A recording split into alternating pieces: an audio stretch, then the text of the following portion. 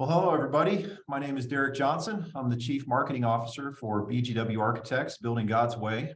Joining me today are David Tyson, one of our senior project architects, and Austin Fredrickson, our senior preliminary designer. Dave and Austin have been involved in literally hundreds of preliminary designs that we've done for churches and schools all across the country. In doing this, they've really gained a good understanding and a good knowledge base of ministries and how that relates to facilities and space use. We're going to share some really good information that they've collected and some of the challenges that ministries face. We put together a series of webinars called Things They Don't Teach You in Seminary. And this is a third installment of that series. And we've just realized over the years that we come across the same challenges, kind of the same struggles that churches are facing. And our goal is to address some of these frequently asked questions and concerns that we're hearing as we meet with churches around the country. The title of today's webinar is How to Identify Priorities in Building. We found that this is one of the most common challenges that ministries face early on in the process. A lot of times they've identified that there's a need generally for expansion or building or remodel, but they've really not identified the priorities in that process, and they need help doing that. And so these five strategies are some things that David and Austin typically share with ministries as they go through the process, and it really helps them to kind of get their minds wrapped around how do we assess what is most important and where do we start? What's the first step? And so this is a good way to do that and a good way to kind of get started down that path. So with that being said, I'll hand it over to David and he'll get us started with number one. Yeah, so again, really what we're thinking about here is you've gotten to a point in some form, maybe you haven't gotten this far down the road, but maybe you've got 2 or 3 different things or 10 to 15 different things. You've got, hey, we'd like to have this building over here. We've got a roof that needs to be fixed, and the drywall over here. We want to finish out this room. There's 5 or 6 different things, and you're saying, hey, how do we identify what's step one, right? What are we really trying to jump into here, and how can we tackle these things? And so, as we think about this, sometimes it's as simple as low-hanging fruit. Other times it's a little bit harder to decipher those differences between the two. And so here's kind of just maybe 5 things Austin and I kind of think through as we do this. So really in the first concept, we want to be understanding who it is that we're ministering to. And so some of this is demographics, right? Who is it that's in your community? Who is it that your focus should be on? And so one of the ways we can do this is by getting a demographic report.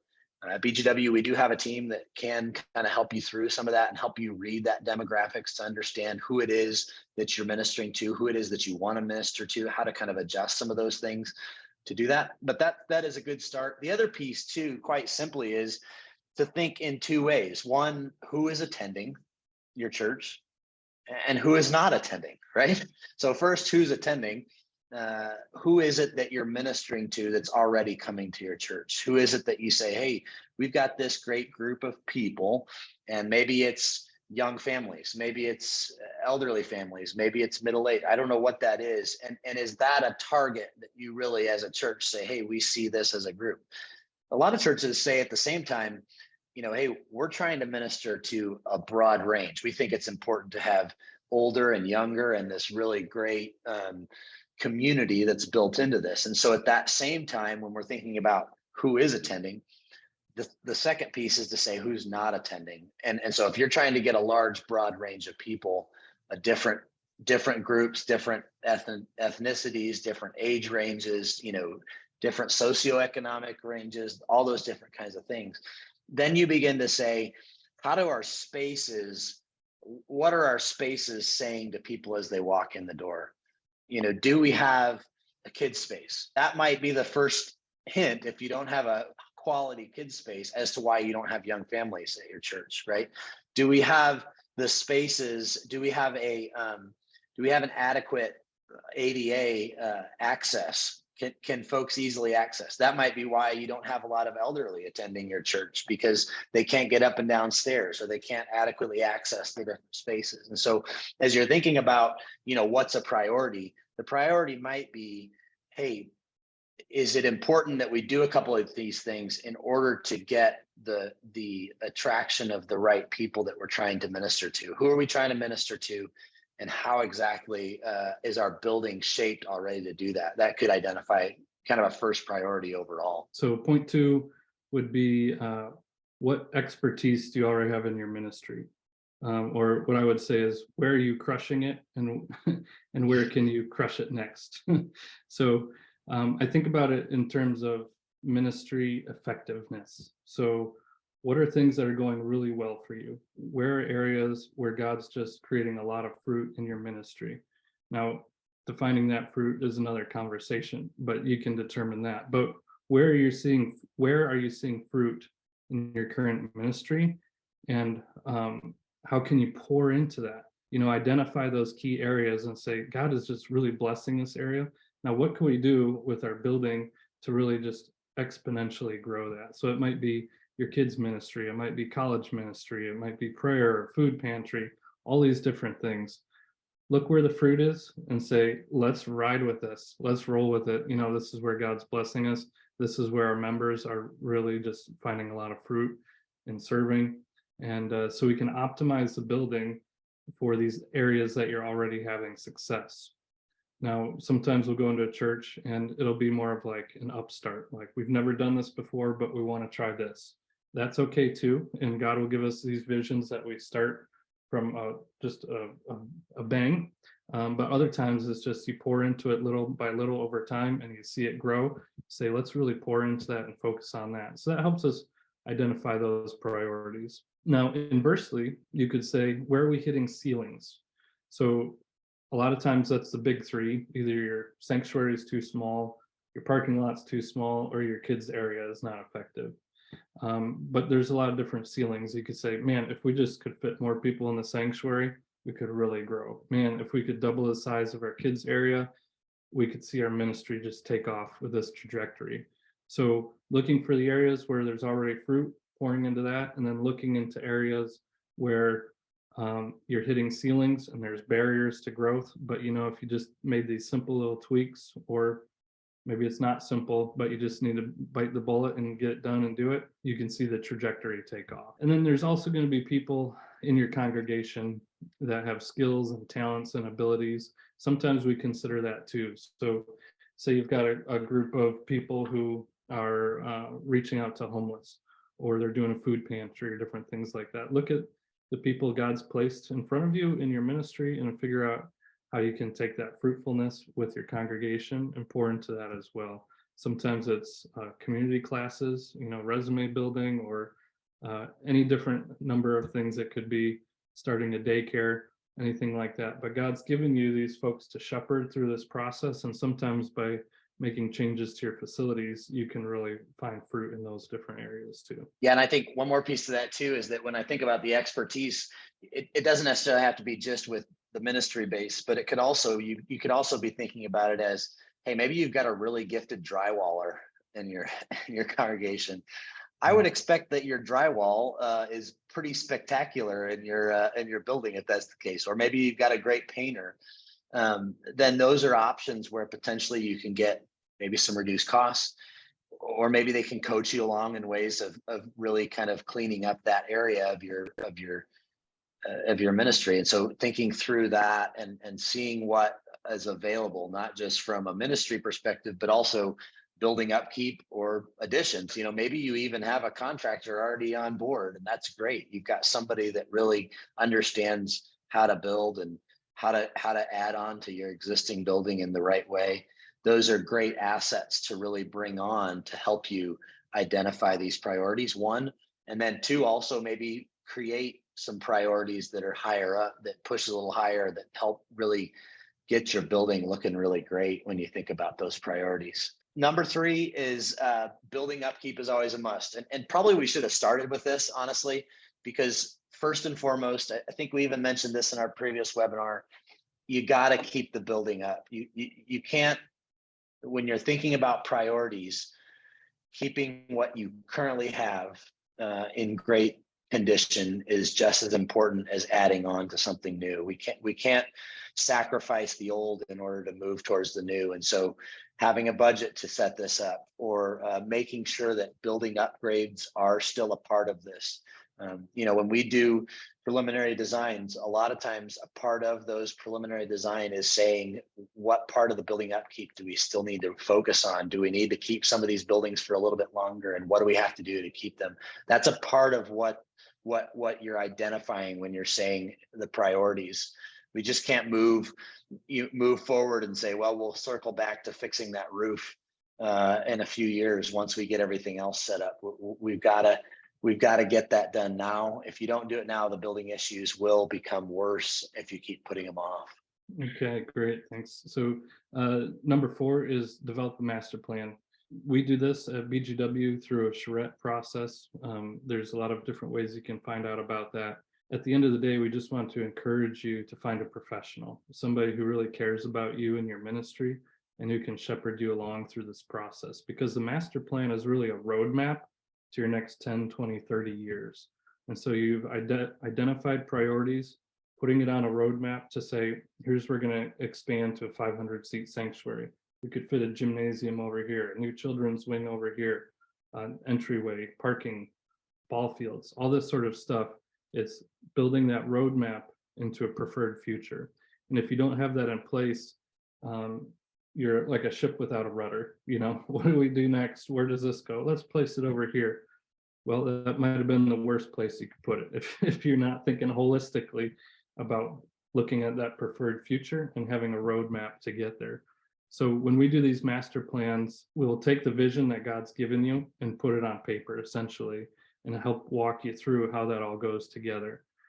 We don't always tell you what to do. That's the vision God's given you, and it's really complex, and it's really intimate, and it's really dependent on you and your community and your abilities and what you're good at. So we can't always come in and say, do A, B, and C, but we can say, here's what God's gifted you in, here's where God's blessed you, here's where we can come alongside of you, and this is the best way to get it done as we see things moving forward. And in some ways, it can be a governing document, because somebody will have an idea, hey, let's add a ball field here or do this or that. And then we just want something to compare it to. So you can say, okay, if we do that, how does that compare to this plan that we put together? And what does that mean for all these different visions that we have, and the way God's leading us through this? Because if we do this, then where would we put the sanctuary in the future? And so it just gives you something to compare to, and it gives you that rudder in place, so to speak, to say, here's some great ideas. What do we compare it to? How does that fit into the overall plan for our next 30 years? Great. Yeah, I agree. And the other piece to that master plan too is that master plan gives us a roadmap. And most importantly, I think, and you kind of mentioned this a little bit, is it gives you a way to deviate off that roadmap without losing focus. You've got your vision and your goal. And so it gives you, it's not that it doesn't say that this is the only way we have to do it. We have to do it this way and we can't make any changes. But instead, it gives you kind of some bumpers in there to say, hey, yeah, if you decide that God's leading you this way down this path, here's the way, here's the off ramp to kind of deviate off that and then still maintain focus on what our final vision is on those things as well. A lot of churches have asked me, what's the biggest mistake you see other churches do? And I would say it's not planning for flexibility. So we don't know what's going to happen tomorrow. How would we know what's going to happen in 30 years, right? So some of this is an exercise. Some of it's, like David said, just a way to say, okay, here's an idea. How do we compare that to one another? And how do we determine what's best? Because if you don't plan for flexibility, you're always going to regret it. How many times have we gone into churches that they have bearing walls going right down the middle of the facility? And it's like, oh, we can't take that out, or we can't do this, we can't do that, or they have the bathrooms in the worst place possible. In order to, expand the facility, we have to do some really costly upgrades. So just really thinking about flexibility over time and putting that master plan together, we're thinking flexibility. Okay, we could put the sanctuary here, but if we design this in such a way, we could also put it here. We could do this and that. So it's a roadmap, but at the same time, it's it's a key to say, this is good, this is great, but we can also do A, B, C, or D. Then kind of final, as we kind of wrap this one up, I guess it's more of just an encouragement and admonishment. But the last kind of way to, as we think about identifying priorities, is quite simply just start doing something, you know, and that in reality, sometimes we get this fear of what that next step might be. You know, that we're scared if we make this change, there may be maybe we've made the wrong choice, you know. And so trusting God and what he's got for you as your ministry, praying and asking him to show you his will, obviously those are really important pieces. And then taking that step of faith and saying, here's the next step we believe God's got us going for. Let's just do it. And maybe it's as simple as, we're going to paint this wall, right? Maybe it's a starting point where we're going to paint this wall, or we're going to change the color of the carpet in one of these classrooms. Whatever that step is for you that you need to do in order to kind of build confidence in yourself as a leader, or as a church as you move forward, whatever those pieces are, but beginning to take those steps. It makes the next decision that much easier when you've got one or two under and you say, hey, God blessed in that. We believe, you know, this is the way God has us to go. We're going to continue moving and developing that confidence as you move into this. And so sometimes as we identify those priorities, getting those priorities set up, we just got to take a step and begin to develop that confidence as we move forward. That's a great point to close on, you know, just stepping out in faith and taking that step to really start getting momentum towards your goal and towards your vision. I think is such a great tip. These are some good points. I appreciate you guys sharing. I think it's really practical information and steps that ministries can take to help really clarify what those priorities are and lay that roadmap out for the future. And like they were saying, you know, a lot of those things can be tweaked and changed along the way, but at least we have a roadmap of where we're going and where we're headed. And so I hope this is helpful to your ministry as you think about the future of your ministry facilities. You can find other installments of this webinar series on our website at bgwservices.com. They're going to be posted under our blog section and also on our YouTube channel. If you have questions about any of this information, or if you'd like to connect with someone at BGW to discuss your ministry plans, don't hesitate to call us. There's a information box on the bottom of our homepage where you can reach out if you want to email us, or you want to call us, or whatever, however you want to connect. We're happy to answer any questions. And like Austin said, we're here to help regardless of who you're going to work with.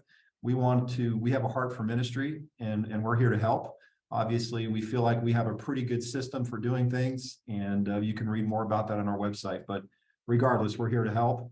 And again, our contact information is on the bottom of our homepage, and there's a form there that you can fill out for more information. But for now, we're going to say goodbye, and thanks for joining us, and we appreciate everybody tuning in to this webinar. Thank you.